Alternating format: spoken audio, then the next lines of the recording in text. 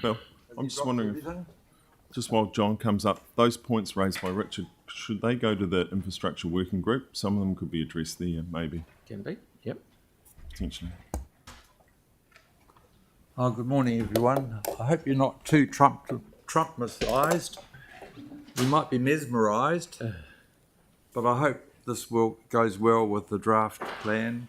I put mine in very last minute, so it's a bit scrappy, I must admit. But I didn't actually tick the submission box saying that I would speak. But anyway, I know a lot of you, and I know the work you do. And I think, for a starter, I'd like to congratulate you on putting something like that out, which to everybody, if they get a hold of this copy, will sort of come to grips with it a wee bit. You know, you don't sort of think about those things. And it's quite a good idea.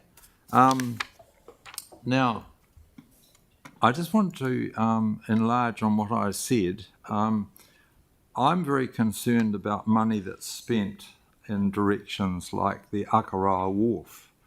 It really grates on me. I live in Governor's Bay, and I also come into town quite a bit with my wife. And anyway, I feel that the 19.1 million I think it's costing at the moment, it'll probably go up to 25, 30 or something, for one man and a dog going along that wharf. I see the ships coming in at Littleton, and I feel that Littleton does a great job in the ships, but I think as owners of the port company, the council should be allowing the passengers to come off directly from the ship. None of this business of shuttle buses to and fro, it just cuts it all up.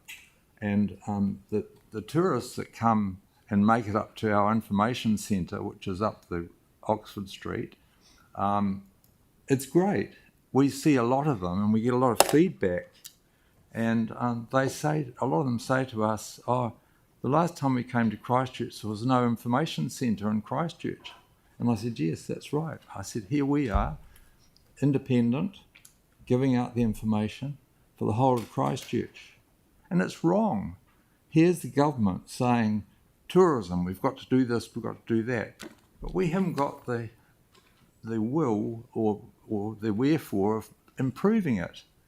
And I think one of the things that I mentioned on my submission was the bus system. Not having a bus going from Littleton to Governor's Bay and then perhaps up to Dyer's Pass. It's all a good road now, and it gives a link for the tourists to go further from Littleton. A lot of them don't want to go into Christchurch. A lot of them want to go round the harbour to places like Orton Bradley, Onitahi Gardens, that sort of thing.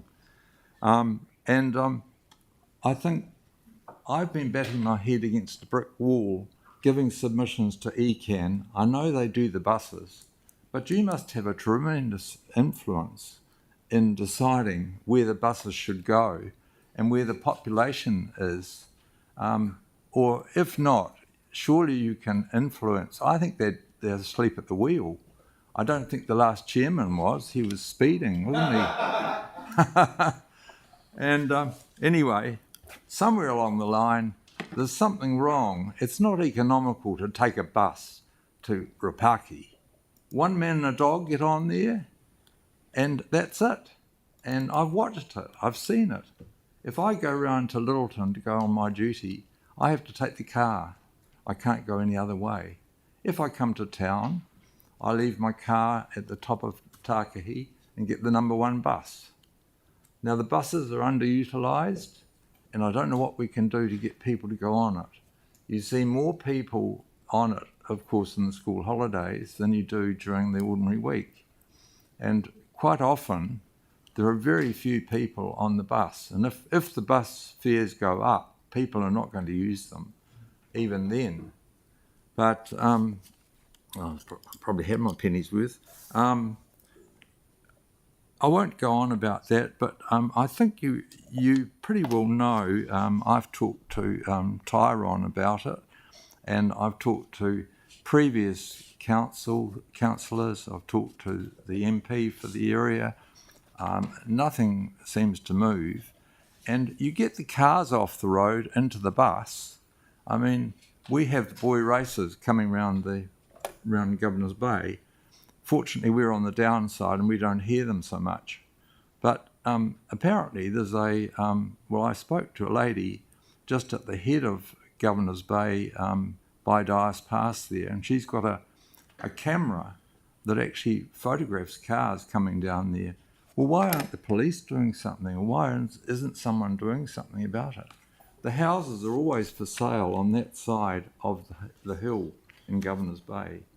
You'll notice quite a few sales going along there because the sound goes up, doesn't go down. And some of them might not be double glazed. How are we going there?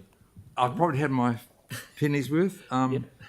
You notice I mentioned about spending money. I think my mention of Queen Elizabeth Square, I know it's probably contentious because of what's happening, and I noticed one flag's missing up on the roof here, and I don't know whether you want to put the tribal flag up there, which goes back to 1835.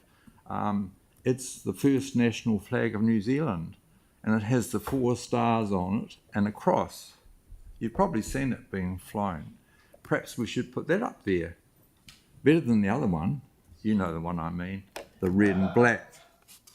John, I've got one question. You've run out of time, but I've got one question from Yep. Tyrone, who put his hand up right at the start. Fire away, young fella.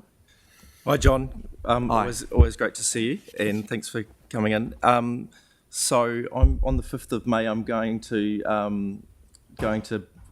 see ECAN as a deputation for their annual plan. Would you like to come with me? Yes, I would. It'll be good to talk about a bus for Governor's Bay. Right. It'll be my 5th year in a row going to see them, so it'd be great if you come along. Best of luck. We've got a new chairperson. Hopefully. That's very good. Thank you, John, for your Yep. time. That's brilliant and very good to see you again. And all I want to say just at the end, Yep. I wrote it down here. We humans should live in harmony with nature, not against it. One day we'll all be part of it. Good work. Thank you. Okay, so next we've got Tim McGoldrick from the community representative. He's a community representative about the revitalisation of the children.